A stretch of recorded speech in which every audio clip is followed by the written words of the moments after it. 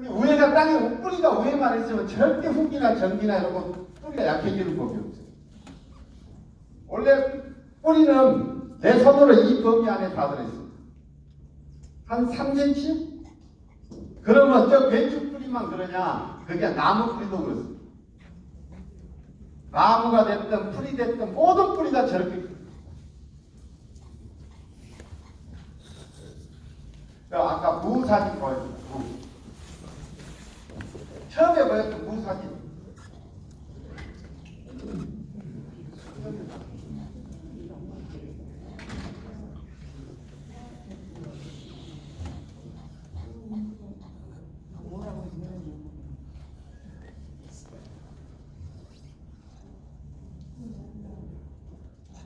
제일 처음에 봤던 오케이. 오케이. 이건 무를 뽑아서요. 저 창고에 넣으면 햇빛이 안 통해 딱 나는 무가 뿌리 내는 겁니다. 우리가 저 하얗게 큰 뿌리 있죠. 쑥쑥 뽑아진 게. 저거는 뿌리가 아니고 정확하게 하면 근경이라고 합니다. 뿌리 줄기예요, 줄기. 뿌리는 어떻게 되냐? 공갈 핀 것들 하얗게 된 게 있죠. 저게 뿌리입니다.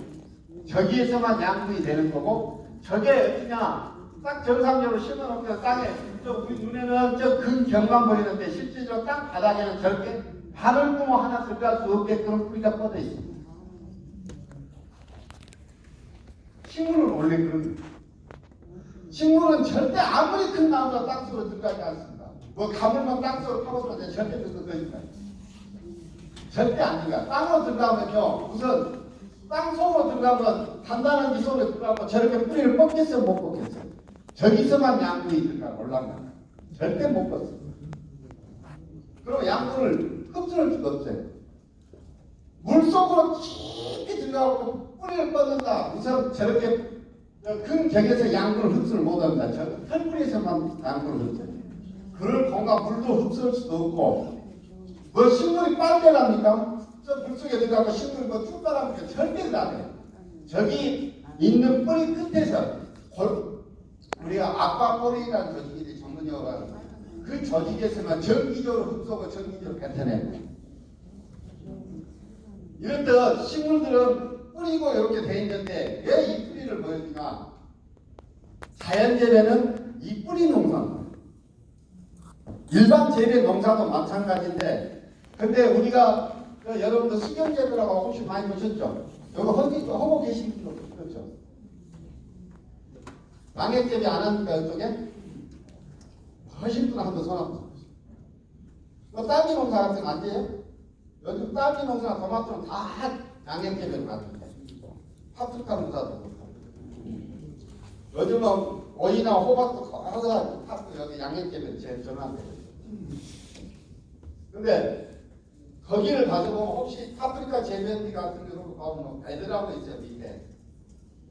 그 베드가 길이가 한 20cm, 15cm, 18cm가 되는데 넓이가 90cm입니다. 그 속에 파프리카 나무가 그 위에 높이는 한 5cm가 한 4, 5cm밖에 안 됩니다. 거기에 어찌냐면 파프리카 나무가 3m 되는데 그 나무가 5나무가 삽니다. 그 하나 베드 하나에. 그러면 그 속에 뿌리가 있으면 얼마나 이뻤어요. 근데 신경의 식물들은 뿌리를 만드는 이유가 딱 한 가지예요. 뭐가 있냐면 물이 없으면 뿌리를 많이 만듭니다. 물이 있으면 뿌리를 안 만들어요. 여러분들, 제가 죄송합니다. 여러분들 하우스 농사 진 사람이 손 한번 들어보세요. 일반 단농사 짓는 사람들 있어요? 자, 제가 왜 이걸 묻냐면, 노타리들 쳐보셨죠? 노타리를 저 끝에서 코너를 꺾어 쭉 잡아돌리면 페인다. 그걸 골라서 하는 사람도 있고 안 올라가는 사람도 있고, 노타리도 잘 치신 분들은 끝에 가서 절대 이렇게 시작은 데가 끝나는 사람이 잘 모를 정도로 치더라고요. 그것도 요령이 있고 배워야 됩니다. 근데 그렇게 하게 되면 물을 좀 많이 잡고 질펀해갖고 획 하면 잘 골라서 이렇게 덩어리 잡고 잘 안 골라지는 거예요. 그럼 거기다 작물 심으면 어떻게 되는지 아세요? 오래집니다. 노지도 마찬가지고 질소 부족 현상이 단단히 나타나요. 그럼 질소가 없어서 나타나냐? 거기가 축축합니다. 물이 항상 그쪽으로 가 촉촉할 거예요. 습한 물에서는 안 되는 이유가 습한 데서 밭농사하고 하우스 농사 안 되는 이유가 뭐가 있냐면 수분이 많으면 뿌리를 안 만들어요. 뿌리를 질소가 부족한 게 아닙니다. 뿌리를 안 만들면 어쩌냐 뿌리가 적은 뿌리로 양분을 뽑아먹다 양분이 항상 부족합니다. 항상 말르면 뿌리를 많이 만들지 안 말라서 뿌리를 못 만들고 뿌리가 적게 만들어서 적게 만든 뿌리가 양분을 먹어도 조금밖에 먹기 때문에 항상 질소 부족하니까 내내 곤란이가 됩니다. 양념집에도 물에다 담가니까 식물이 똑같이 그렇게 돼요. 뿌리를 안 만든다. 그러면 오래져야 되죠. 오래진 대신에 인간이 농사를 짓기 때문에 인간이 머리를 씁니다. 농도를 취하게 줍니다. 그래서 적은 뿌리로 조금만 먹어도 그 농량이 다 흡수가 되는 거예요. 그래서 양액재배는 우리가 이 시각을 하는데 우리 토양의 몇 배를 더 많이 높여줍니다. 그렇게 해야 그 작은 뿌리로 거농을 먹고 살고 지탱을 하는 거예요. 근데 여러분들은 토양에다 뭘 주면 다 먹어본다고 생각해요. 식물이. 그래서 항상 그만큼을 보충해줘야 된다고 생각을 해요. 맞아요. 근데 식물은 안타깝게도 소비자가 아닙니다. 우리 사람이나 동물들은 구매자라고 합니다. 그게 소비자라고 합니다. 간단히 하면. 소비를 해요. 식물이 생산하는 것을 소비를 하는 거거든요. 근데 식물은 생산자입니다. 생산만 하지 그걸 소비를 하는 겁니다. 그러면 생산하는 것이 우리가 이야기하면 광합성 작물만 생산하냐? 그게 아니고 식물이 필요한 모든 비료를 생산할 수 있는 능력을 갖고 있습니다. 농사 짓는 농토만 빼고 얼마큼 내가 거짓말인가 정말인가 보세요. 혹시 여러분들 요즘 농촌에서 관광도 많이 하니까 장각에 가보셨죠? 장각에도 안 다녀보신 그 우리나라 사람 팬들하고 가서 보니까 저도 장각에 보면 거기가 기암괴석이죠. 그 기암괴석이 흙 붙어 있던가요? 요런 기암괴석이 여기 있어 바위가 쫙 낀 바위 옆한가에서 딱 그거하다가 소나무도 나있고 나무들이 쫙쫙 났어요. 나무가 엄청 많이 났어요. 거기에 흙이 있어요? 그러면 흙이 있어야 거기다 물도 주고 거기다가 그 양분도 줄 건데 양분 줘야 안 돼요. 그러면 나무 커야 안 돼요. 다 큽니다. 우리나라 바위산들, 저 영암 올줄사나 저 서울의 북한산이나 불암산이나 이런 가보면 흙 없습니다. 하얀 바위예요. 나 어렸을 때는 완전히 세상이 다 하얀 바위였어요. 근데 지금 가면 숲 됐어요. 숲. 바위 위에서. 그러면 누가 거기다 비료 줍니까? 농약을 줍니까? 안 줘도 가물어도 그런 짓 하는 친구는요 천년이 가더라도 절대 뺨방울한테 안 줍니다. 왜? 자기 스스로 생산할 수 있는 자. 제일 먼저 식물이 생산할 수 있는 게 뭔지 아세요? 제일 먼저 생산해야 되는 게 생명의 근원수인 물입니다. 물을 식물이 생산을 합니다. 여러분들 800개 없는 올출산에 여기서 물이 내려옵니다. 비가 와서 빗물이 내려온다고 생각하세요? 빗물 안 그러니까 저장에 흙이 있어야 저장이라도 해놨다 나오지. 바위에서 혼자 저장해놨다 나오지. 식물이 생산하고 남은 물을 버리는 거죠. 그래서 나무만 많이 있으면 물은 점점점 양이 많아집니다. 여러분들 바위가 여기 있으면 한번 실험해보세요. 거짓말인가? 바위 밑에 가면은요, 색이 세 물이 나오는 데 있어요. 근데 우리가 보면 어디 물이 있어야지 어디 산꼭대기에서 물이 펄펄 나오는 데 있어요. 물이, 저가 보면은, 방장사에 가보면 거기 가면 절 있는데요, 산꼭대기가 있어요. 바위에 가면 근처에 있어요. 근데 거기가 바위밖에 없는데 흔한 적도 없죠. 물이 나옵니다. 거기서 물 먹고 살아요. 그 사람들, 스님들도 생활하시고, 그 여러 가지 화장실, 생활용품 다 쓰시고 나옵니다. 근데 그 위에가 그냥 바위에서 이렇게 옆바닥에 딱 하고 바위에 이렇게 큰 나무들이 붙어 있어요. 그냥 바위 옆에가 붙어 있다고 생각하시면 돼요. 흙한 점도 없어요. 근데 그 밑에 샘물이 나와요. 거기서 생산한 물이 이렇게 바위가 갈라지면서 그 생물이 나타나는 거예요. 자, 물만 생산할 것이냐? 아닙니다. 여러분들, 식물은 대체적으로 생장하는 데 필요한 게 16원소라고 16가지 원소입니다. NP, K, N, Fe, 철, 망간, 머리부터 이렇게 해서 칼슘, 황, 이렇게 해서 16가지 원소가 있어야 식물이 생장을 한다. 근데요, 아주 재밌는 실험이 있습니다. 식물을 증류수라고 그러거든요. 우리가 흔히 하니까 증류수에서 1차 증류수, 2차 증류수, 3차 증류수 완전히 순수한 물이라고 생각하시면 됩니다. 그 물에다가 씨앗에 싹튼 씨앗을 넣고요. 나보고 햇빛만 있으면 식물이 자랍니다. 아주 완성하게 자라진 않아도 처음은 천천히 자라는 나중에 자라요. 그런데요, 여러분을 갖다가 ICP라는 그 원소를 분석하는 기계가 있어요. 태워갖고 그놈 원소를 분석하면 희한하게도 어디서 준 적도 없나 중류에서 큰 식물이 16원소가 나옵니다. 식물이 만들었다는 증거예요. 여러분들 내 말 안 믿으시죠? 식물이 만든다는 것이죠. 그럼 어느 정도로 만드냐? 그럼 여러분들도 많이 아시는데 콩 심으면 뿌리온 박테리아라고 있죠? 많이 들어봤죠? 뿌리온 박테리아는 뭘 해요? 질소를 만들어요. 그러면 콩만 만드냐? 이 세상에 있는 모든 식물은 스스로 만들 수가 있기 때문에 콩뿐만 아니라 다 만듭니다. 그래서 식물이 바위에서도 자랄 수 있고 산에서 비료 한 번도 안 돼도 다 자랄 수 있는 거다. 자, 우리가 뚝방이라고 해요. 뚝방. 여기 순천만 깐대밭 있죠? 깐대밭은 그 어디서 물이라도 내놓으면 안 돼요. 뚝방 같은데 우리가 그 억새 같은 거 많이 났으면 가서 깐대 같은 거 나오고 가서 비워보시죠. 비워서 속 걸고 내가 어릴 때 경험이 있어 속 키우면서 경험했어요. 여러분 비범비서 세상이 이쁘게 퍽퍽하라 누가 다 비료 한번 뿌려준 적도 없고 물을 한번 준 적도 없는데 무한으로 생산해서 올라와. 시간만 됩니다.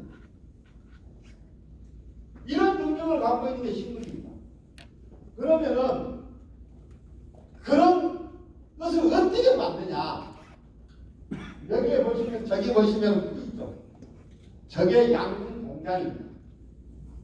식물은 뿌리가 주로 하는 게 양분만 흡수하기 위해서 하는 게 아니라 식물은 미생물을 키우기 위해서 저만 뿌리를 만드는 거예요. 그러면 우리가 전자현미경이라고 있는데 전자현미경을 보면 약 30만 배를 확대해서 볼 수 있습니다. 거기를 해서 딱 보면 저 뿌리 한 가닥을 저 풀뿌리 같은 거 한 가닥을 딱 뿌려서 전자현미경을 보면요 뭔지 모르는 미생물을 한 빈틈 하나 없이 딱 덮어져 있습니다. 그걸 갖다가 서양 학자들 뭐라고 하냐 PGPR균이라고 해요. 플랜트 그로스 프로모팅 라이조박테리아라고 하는데 즉 다시 말해 우리나라로 해석하면 근본 미생물이라고 그러거든요. 제가 박사학위 할 때 카나다에 계신 유명한 교수님이신데 그분이 리뷰 논문 지금까지 논문을 다 읽고 이렇게 해서 정리해놓은 논문을 보면은 어떤 게 있냐면 그때까지 그분이 정리할 때까지 저런 분들이 학교 보고된 거, 논문적으로 보고된 것만 해도 1650종 정도가 알려졌다.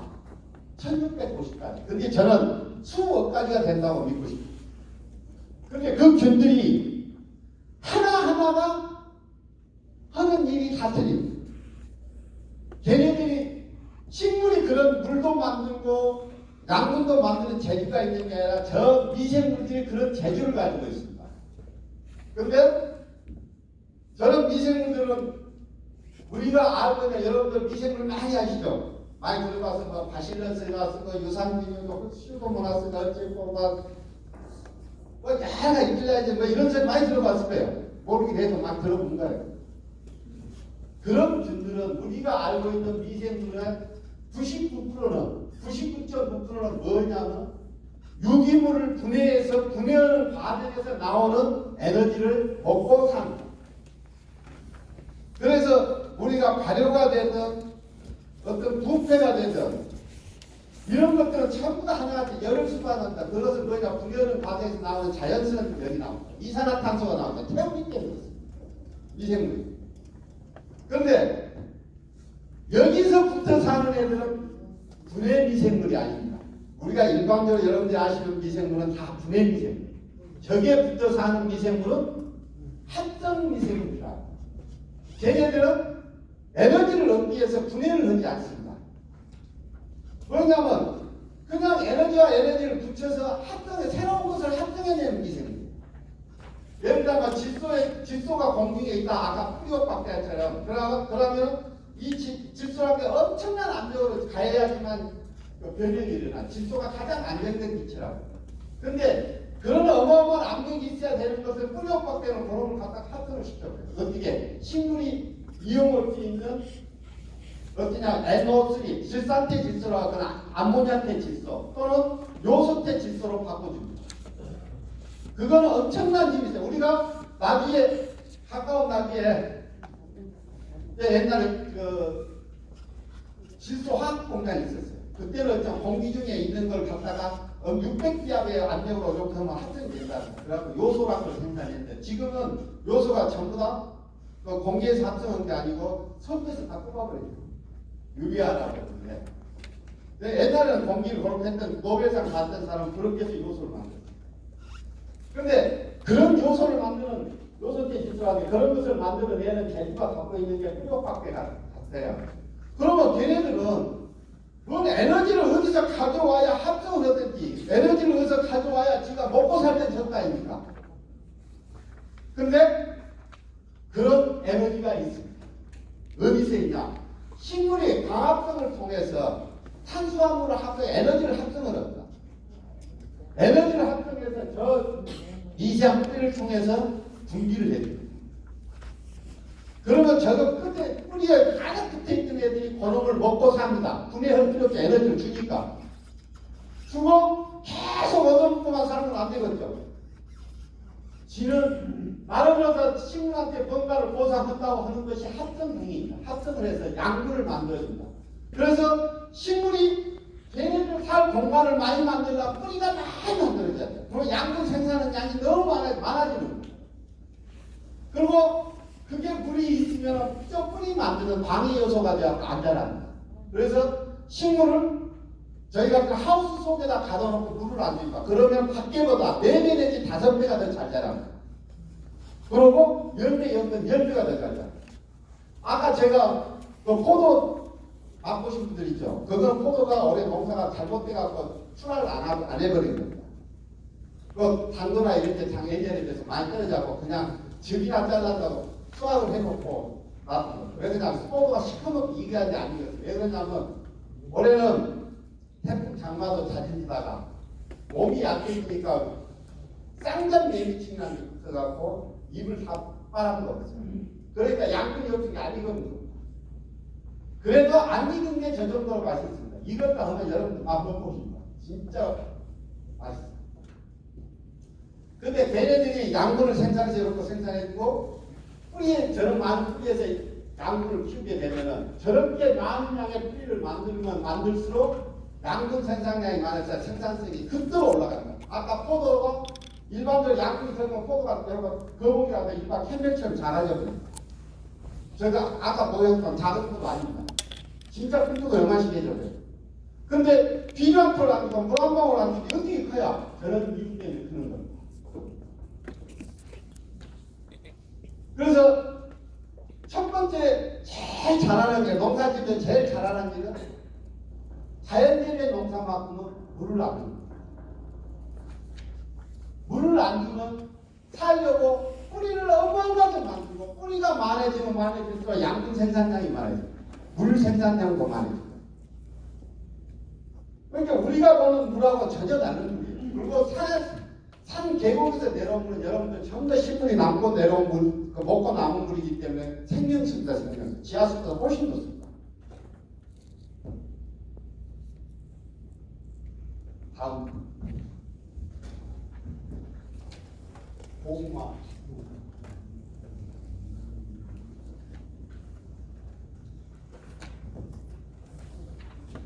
여러분들 그 나무가 태풍에 쓰러진 나무 혹시 보셨어요? 이렇게 딱 쓰러진 거 밑에를 보시면 밑도 땅 밑으로 가 뿌리가 없습니다. 전부 납작하고 옆으로만 뻗어가요. 땅속으로 들어가면 먹을 거 없기 때문에. 저 사진들을 제가 자유롭게 보면 많이 보여줄 수 있는데 써봐봐.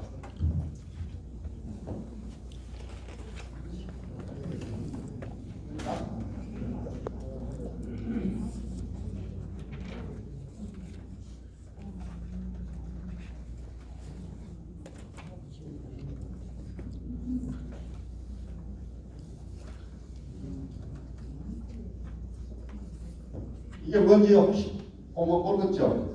씨앗입니다. 씨앗인데 양상추 씨앗입니다. 뭐 때문에 이걸 보여주냐면 막 태어나면서도 뿌리를 저렇게 많이 낳는 거예요. 씨앗을요, 이건 땅속으로 못 들어가게 한다, 뿌리를. 그리고 뿌리가 얼마나 나온가 보자는 거거든요. 어떻게 하냐, 캄캄하게 햇빛을 막아놓으면요, 저렇게 큽니다. 그러니까 뿌리가 우리가 봤을 때는 콩나물처럼 내려가서 들어갈 것 같죠. 실제로는 적들은 햇빛으로 사그라들어요. 그런데 뿌리가 막 나와서도 저렇게 실뿌리로서 만들어요, 실제로. 저게 양분을 흡수하고 양분을 만들어내는 기관입니다. 저게. 우리가 떡부와 아무것도 없는 거지만 아까 무 봤죠? 무 수분 그림 있죠? 배추 수분 그림 있죠? 다 그렇습니다. 식물들은 씨앗이 막 싹 트면서 싹 트면서 뭘 해요? 뿌리부터 만들죠? 살아야 되거든요. 원래 씨앗이요. 땅속에다 심어놓으면 우리 눈에 안 보였을 때 저렇게 나온다. 그리고 저게 순식간에 못 뻗어가요. 제가 물 준 거 안 준 것의 차이를 좀 보여요.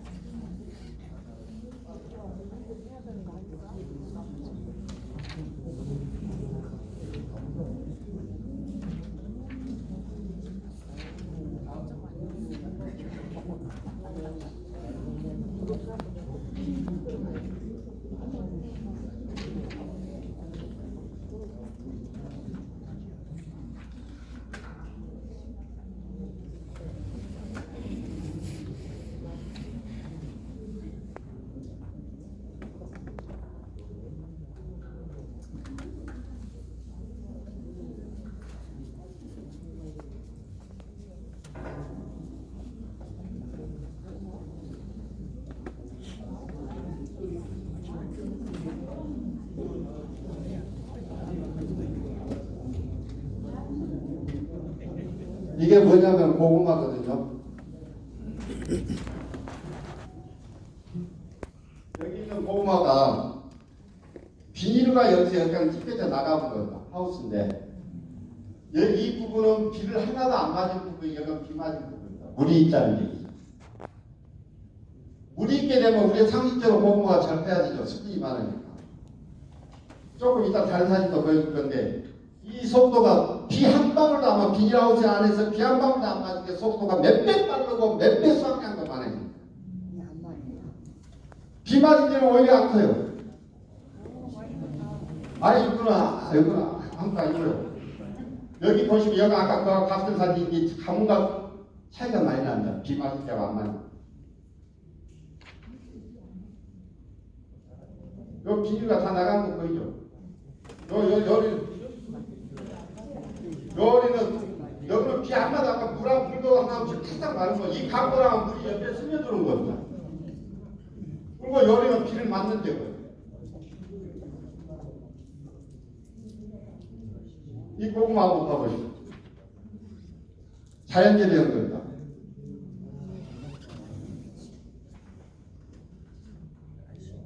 이 고구마가요. 이 수확해 놓게 되면요. 옆으로 나와서 쟁여야지 옆에서 쫙 끝에까지 갑니다.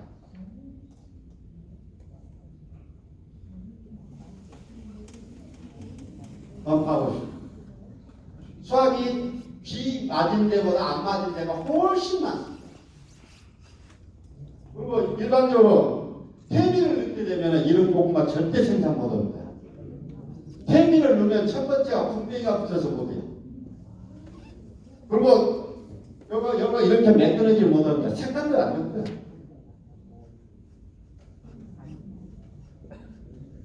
또 하나 여기 보면은 여기 하얗게 나왔는데 고구마가 제대로 된 고구마 비료템이 없이 보면 딱 뜨면은 하얀 틴이 주르륵 나와야 됩니다. 그거 안 나온 것은 비료를 TV를 많이 먹으면 먹을수록 없어져요. 상추도 마찬가지. 옛날 상추를 먹으면요 졸린다 그랬어요. 지금 상추 여러분 먹고 졸린 적 있어요? 그러면 옛날 상추하고 지금 상추 차이가 뭔지 아닙니까? 저 찐의 차이. 저 찐이 여기서 나오는 것이 나카리움이라는 찐인데요. 그게 체면 진정 효과가 있습니다. 상추에서 나오는 효과. 그걸 먹어야 졸리고 느긋하게 이완됩니다. 근데 요즘은 그게 없어져. 비료템 찍고 가면 없어져 버려요. 그러니까 상추 맛도 쌉싸름한 게 아니라 닝기게요. 그걸 상추라고 먹으면 우리 몸에 뭐에 좋겠어요?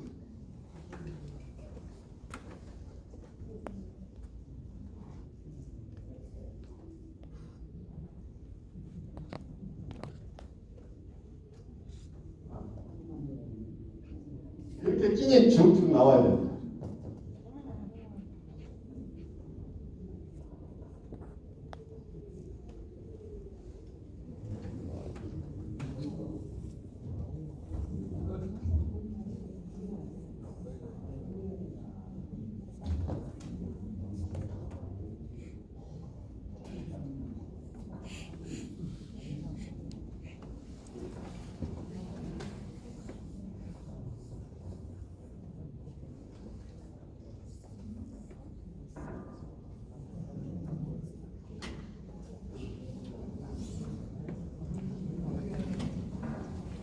나무도 더 크죠?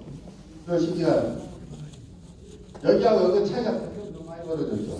그리고 비닐이 찢어질 때도 명확하게 나오죠. 비 안 맞는데 훨씬 잘 돼요.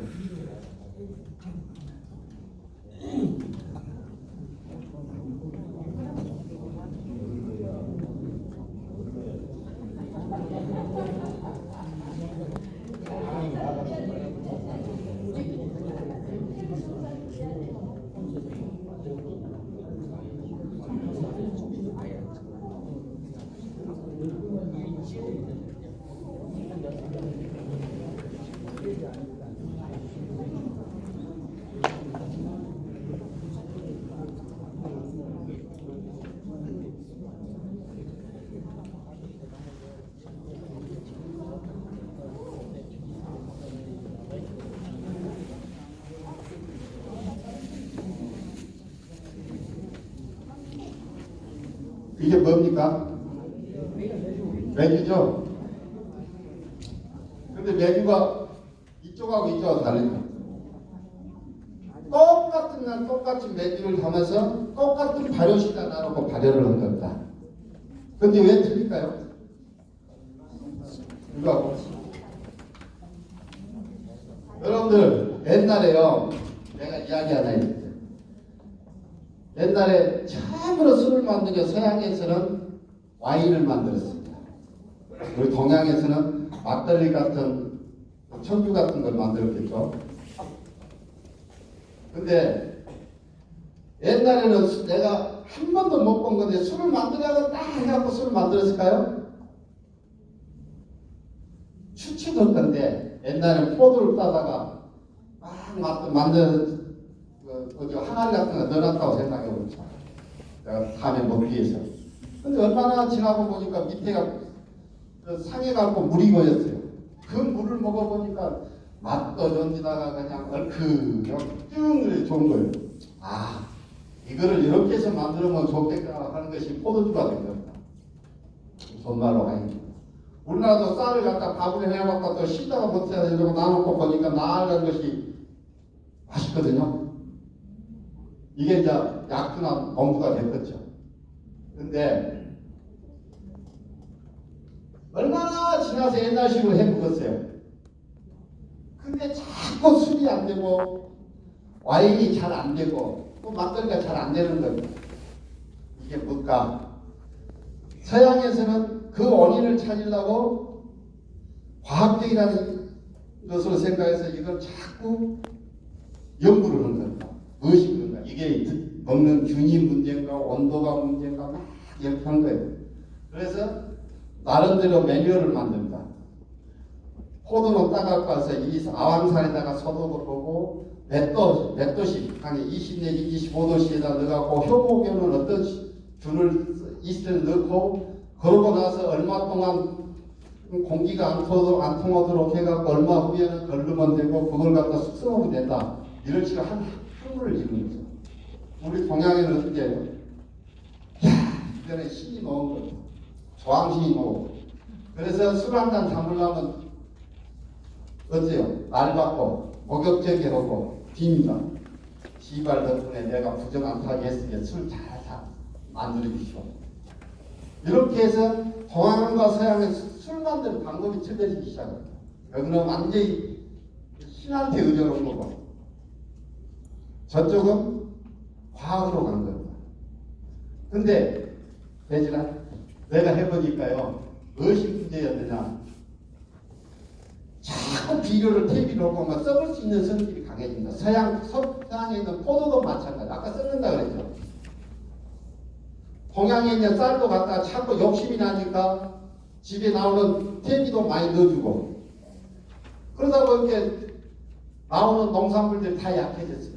그러니까 약한 놈을 먹면 썩을 수 약하면 농산물이 약하면 약할수록 썩을 수 있는 애들이 달라붙고 아까 날파리나 초파나 이런 애들 계속 달라붙고 병원기도 마찬가지죠. 썩을 수 있는 균들이 붙어요. 그러니까 자꾸 잘 안 되기 시작하는 거예요. 그러다 보니까 뭐 그런 거다 그 연구를 못 얻고 이건 내가 분명히 부정을 얘기했어요. 부정 탔다. 그래갖고 맥주 하나 담으러 장 한번 담으려 해도 이제 12지세다 뱀날이 연기에 멋지네 뭐 알잡습니다.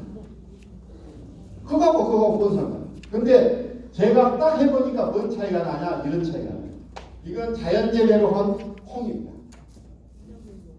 이거는 자연재배 한다고 따라서 1년차 콩입니다. 그러니까 여기에 그러고 나고 일반 제대로 농사진 일반 농사진들은 검은 곰팡이, 파란 곰팡이, 노란 곰팡이, 빨간 곰팡이 피기 시작합니다. 그건 다 안 되는 겁니다.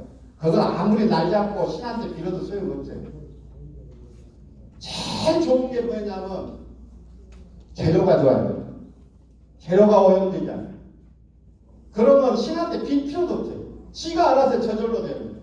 최고 맛있는 거예요. 그런 놈은 갖다 던져놔도 되기만 해도 된대. 여러분들은 지금까지 뭐냐면 이런 식으로 된 비료탭에 끼들려고 보니까 모르긴 해도 곰팡이 해놓으면 검은 곰팡이 핍니다. 제일 나빠요. 그 다음 푸른 곰팡이 핍니다. 더 나빠요. 푸른 곰팡이는 펜실만 원료가 들어있는 거라 모든 균을 다 죽입니다. 그거 균만 죽이니까 사람도 죽일 수 있어요. 그 다음에 빨간 곰팡이 피죠. 노란 곰팡이 피죠. 근데 얘네들은 하얀 곰팡이가 핍니다. 제일 좋은 곰팡이는 무슨 음식을 하든 뭐든 일반적으로 끼들고 나서 하얀 곰팡이는 절대 해로운 곰팡이가 아니라 가장 사람한테 먹어서 제일 건강한 곰팡이가 하얀 곰팡이입니다. 거기서 검정 곰팡이가 피었다든지 푸른색이 피었다든지 노란색이 피었다 이거 전부 다 먹어서는 안 되는 거예요. 사람이 먹으면 안 돼요. 하얀 곰팡이는 고기는 지금이라도 먹으면 건강에 아주 좋은 곰팡이입니다. 그러고 나서 이렇게 돼서 재료가 아주 중요하구나. 그것도 비료탭이 안 먹은 것들. 비료탭이 안 먹은 것은 자연산이 안 먹습니다. 그리고 두 번째로 자연재배가 안 먹습니다. 근데 자연산은 비가 맞습니다. 비가 상당히 해로워요. 아까 해로워요. 근데 자연재배는 비마저도 못 맞게 합니다. 완벽히 자기 스스로 혼자 살아가게 만들어요. 비에 도움도 안 받고. 그래서 자연산보다 훨씬 강한 면을 보여줍니다. 이런 된장을 먹으면 약입니다. 약. 이런 된장 간장, 이런 기체 먹으면 배를 뻑하면 검은 곰팡이 피고 그것도 좋은 거라고 된장 하는 사람들 거짓말도 잘해요. 노란 곰팡이, 파란 곰팡이 피는 진짜 먹으면 안 돼요. 그래서 이번에는 저게 저렇게 틀리구나 하고 제가 와인을 담았어요. 박사 때 유학점이나 이수해갖고 9학기 동안 와인학을 공부를 했습니다. 그래가지고 와인 담는 데는 내가 이론으로도 그렇고 실제로도 그렇고 잘한다. 그래서 다른 데서 사갖고 와인을 처음에 우리 집에서 저런 거 포도밭은 재배 안 할 테니까 갖다 사오는데 학교에서 시킨 대로 책에 나와 교과서로 잘 되더라고요. 와인은 이렇게 담는 거라고. 내가 이제 직접 자연재배 농사를 지었어요. 그래갖고 포도를 흔디 이런 포도주가 그렇게 해도 안 돼요. 왜 안 되지? 우리가 더 좋으니까 더 잘 돼야 되는데 이 맥주를 생각하면 더 잘 돼야 되는데 그러다가 갑자기 생각납니다. 안 되는 게 맞구나. 뭔 이야기냐면요. 지금까지 나와 있는 시중에서 파는 이스트 이런 것들은 약해져갖고 현재 비료 먹고 테일 먹은 농산물이 많은 겁니다. 그래갖고 저런 것도 이스트를 넣고 뭐 하는 있어요. 그 방식대로 하니까 안 되는 거예요. 그래갖고 이번에 내 방식대로 자연재배는 아무렇게 던져놔면 되는 거예요. 그냥 에어라지라고 그래서 뭐라 하지 와인단 통에다가 제대로 했는지 안 됐는지 이번에는 그냥 플라스틱 통에다 대충 해서 던져놓고 봉투를 똑똑똑 담아놓고 공기 나가는 길만 만들어놓게. 와인이 세상에 이렇게 맛있는 와인 처음 봤어요. 다 온사람마다 감탄하는 와인 전문가들 써요. 와인이 손에다 묻으면 하루 종일 향이 안 없어진다. 손에서. 그러고 이렇게 쉽게 되는 와인을 그래서 생각해 옛날에는 대충 이렇게 하고 다 술이 됐었구나. 근데 자꾸 한다고 와인학을 만들어 놓고 무슨 한국을 만들어 놓고 이렇게 되는 거예요. 막말로 개기라. 제대로 된 재료만 갖고 오면은 절대 그런 일 없어요. 여러분 자연재배 해갖고 해서 키워놓은 쌀도 밥을 해놓은 밥이 안 쉬어요. 병에다 꼭 닫아놓으면 안 쉬고 가만히 남기 닫아놓으면 딱 닫아놓으면 얼마나 지나면 하얀 곰팡이가 핍니다. 얼마나 지나면 하얀 물이 그냥 하얀 물이 나와요. 가서 그거 먹어보면 완전한 청피, 숙이 저 혼자 숙이 되는 거예요. 제주 부리는 게 아니에요. 근데 일반 농산물 쌀을 갖다 고기를 비슷해도 딱 가서 밥을 해서 딱 나오고 3일이면 건전 곰팡이 딱 피어요. 그리고 더 남기고 보면 시커먼 거예요. 보고는 내가 이런 밥을 못 먹어요. 근데 여러분들 그걸 먹고 살고 있어요 지금. 그러니까 만병이 아프는 거예요. 옛날에 없는 병들이 생겨나는 거예요. 그래서 내가 너무까지 건강하게 살으라고는 안 해요. 여러분들이 저보다 내 건강을 위해서 내 가족의 건강을 위해서 남아이라도 이렇게 해보고 싶다. 그런 용기를 가지고 한번 시작해보세요. 텃밭농사부터 한번 시작해보세요.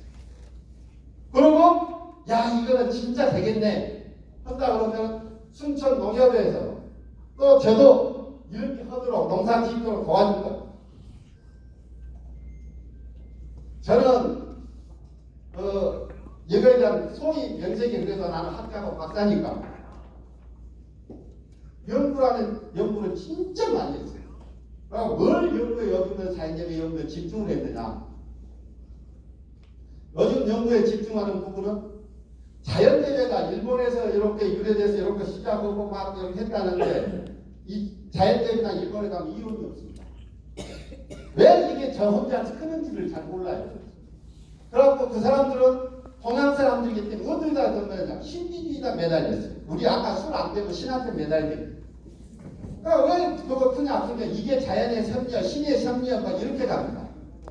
과학적 원리로 안 먹고 갔던지 거기다가 떴지도 않는데 설명을 못 하는 거예요. 그게 신비주의로 가요. 근데 좋다는 건 알아요. 그렇다니까. 근데 일본 사람들은 참 우려할 만큼 기록자라고 또 원칙, 매뉴얼에 강합니다. 원칙에 강해요. 근데 그분들이 다 하다 보면 이렇게 많은 사람들이 경험이 축적되다 보면 이렇게 했었는데 근데 자연재배 시장에서 5년에서 7년 동안 손가락 봐요. 성향이 안 나와요. 그리고 저도 마찬가지로 처음 시작할 때 처음에는 진짜 안 되죠. 당연히 말이 안 되는 거예요. 근데 지금은 돼요. 말이 돼요. 저렇게 좋은 손가락도 내요. 근데 제일 일반 사람들이 자연재배를 하겠다는 사람들 진짜 관심들 많습니다. 진입할 때 무엇이 문제냐 몇 년을 기다렸다는데 전화 하겠대요. 실제로 해보면 잘 안 되는 거예요. 근데 이제는 지금 저한테는 어떤 기술이 생겼냐 연구를 해서 만들었나 일반 처음 시작해서 처음부터 이렇게 잘 되게끔 하는 기술을 해봤어요. 서울이라고 하거든요. 5년에서 7년 때 가는 서울을 없애버렸습니다. 저는 이런 균이라든가 이런 모든 부분에 연구를 해서 그래서 이제 누구든지 내가 저런 농사를 짓겠습니다만 일반 농사 한 만큼 소득을 내고 수확을 낼 수 있는 기술을 개발했어. 만약에 여러분들이 하신다 그러면 순천농협 강성재 조합장님이 저한테 특별하게 부탁한 것도 있고 해서 그런 기술을 앞으로 하신다 그러면 제공 못합니다. 여기는 순천은 일본에 가면 이시가와 현이라고 있습니다. 그 현은 자연재배를 하는데 지방 조례를 조성했어요. 어떻게 했느냐? 그 이시가와 현에서 쌀 농사를 짓는데 자연재배를 안 하면 재배를 금지시켰어요. 의무적으로 자연재배를 하도록 만들었어요. 앞으로 순천 같은 경우도 이런 순천시가 가지고 있는 그 뭐라고 합니까? 그 브랜드 뭐 있죠? 생태도시라고 또 생태수도 맞는가요? 이런 게 생태가 제대로 된 자연의 생태가 되려면 이런 농법이 기초해야 됩니다. 앞으로는 순천 농협 여러분들만 관심만 가진다는 순천 농협과 순천시하고 이런 데가 손잡고 여기에 걸맞는 거랍니다. 지금 우리 대한민국 지자체에서 이런 데를 관심, 전 자연재배를 관심 갖고 맨날 강의도 갖고 올해 이거 하라 저거 하라는 게 관심 많이 갖고 있습니다. 실천하는 데도 있고요. 그렇게 되면 지금 자연재배 농산물이 나오게 되면 무슨 뭐 있냐면 앞으로는 전혀 새로운 패러다임, 전혀 새로운 방식으로 농사를 짓는 거고 이런 것들은 거기에 나오는 농산물의 브랜드가 되고 브랜드 선전 효과가 있습니다. 지금까지 누가 하니까 우리가 먼저 깃발 뽑으면 브랜드가 선전이 됩니다. 순천시에서 선정을 하게 되면 순천 자연재배 이렇게 맛있는 농산물, 깨끗한 농산물, 건강한 농산물 브랜드 선전 효과가 있습니다. 그래서 이 순천시가 있는 생태수도가 전체가 이 순천시가 궁극적으로는 전체가 다 이 자연재배를 할 수 있는 기술을 갖고 오고 그런다 하면 전 세계에서 가장 유명한 도시가 될 겁니다. 안 이루어졌습니다. 야, 우리 지역은 어느 동네 우리 면은 우리만이라도 이렇게 해보자. 우리는 딸기 재배를 이렇게 한번 해보자. 딸기가 세상에서 가장 맛있는 딸기가 나옵니다. 내가 먹어봐도 감탄한다. 다른 딸기는 도저히 먹을 수가 승계를 낼 수 없는 딸기가 나옵니다. 그런 것을 집단으로 생산하게 되면요, 여러분들이 여기 참여하신 분들 양심만 갖고 오신다면 전 세계 브랜드 파워입니다. 우리나라 딸기 지금 해외로 엄청나게 수출돼요. 딸기뿐만 아니라 포도라든가 복숭아라든가 이런 데 설 수 있는 작물이 많습니다. 벼농사도 있고. 그게 이 생태수도에 걸맞는 우리도 순천농협에서 지향하는 농산물 유통정책과 걸맞는 농사를 지을 수 있을 것입니다. 그리고 지금 제가 알기로는 우리 여기 계신 유통과에서 본부장님이야. 지금 여기 순천농에서 어떻게 실천할 것인가 실천 계획을 지금 설명하고 있는 걸로 여러분들이 적극적 참여를 하셔야 할 겁니다. 내가 오늘 이야기하는 것은 기술적인 면보다도 여러분들이 왜 자연재배를 해야 되는지, 왜 자연재배에 대한 우리가 가치를 가지고 나아가야 되는지에 대해서 설명을 드렸습니다. 하여튼 지금 강의는 이 선에서 마치고요.